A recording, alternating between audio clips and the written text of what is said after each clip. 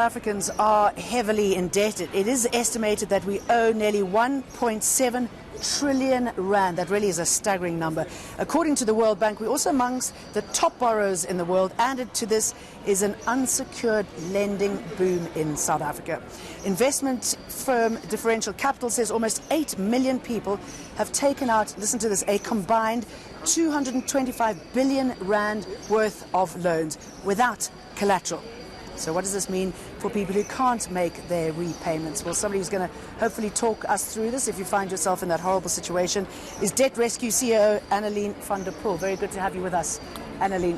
So, the situation in South Africa when it comes to debt, pretty horrific story, isn't it? Why are we so bad? It is truly. You know, the reality is the constant increases in the cost of living over the past couple of years are just really starting to take their toll. And we combine that with the current very high 29% unemployment rate. Consumers are struggling. They just don't know, they can't make ends meet anymore. And how do you differentiate between good and bad debt? I think the first thing that you must look at is when we are looking at short-term loans, etc., what are you applying it to? If you are not increasing your financial situation, in other words, putting it towards something that increases in value, then you should really consider rather purchasing that cash. You know, we're seeing a massive spike in payday loans, people living literally from payday to payday, and not always because of excessive spending, but literally to put food on the table at the moment. So what would your advice be to people who are struggling? I mean, we hear so often that people are spending their salary within the first 10 days of the month. What would your advice be? Well, I think the basics go back to that one thing we absolutely hate doing, which is budgeting. We need to know where our money comes from and where it goes at the end of the month. So take a couple of months worth of bank statements, analyze your financial situation, how you are spending, make some cuts if it's possible, and then, you know, if you've done all the cuts that you possibly could, seek the help of a professional in the form of a debt counsellor and let them assist you to make sure that you can still afford the debt that you have, repay it, but are able to live at the same time. And what is the knock-on effect if you find yourself in this situation? Well, the reality is if you don't deal with it, you're going to end up with potential legal action against you. Credit providers have the right to take action if you're not honouring the installments and agreements that you have with them. And this could be anything from blacklisting right through to possibly even facing repossession of your assets. Wow, okay.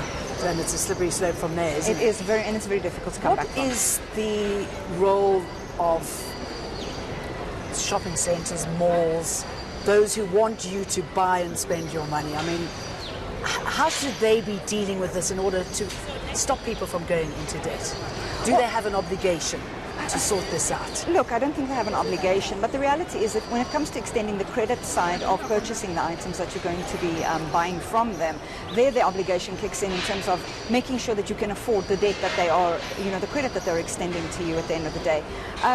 We need people to spend. It boosts an economy, but the spending needs to happen responsibly, affordably, and making sure that you're not just buying because everybody else is buying, that you're buying what you need, and only if you have saved and you actually have the money available that you are purchasing.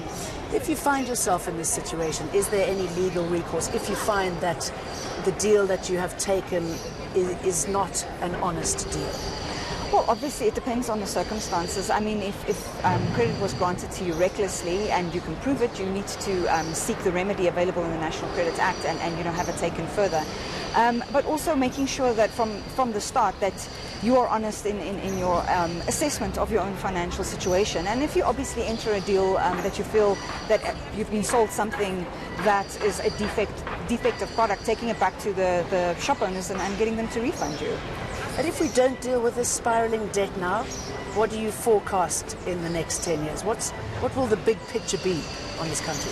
The big picture is we're going to sit with consumers who cannot afford credit, and all credit that is extended is going to be so difficult to extend at the beginning. So there'll be such a limited availability of credit because people are just not going to qualify for it.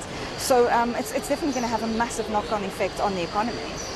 Annelien, thank you very much for talking to us.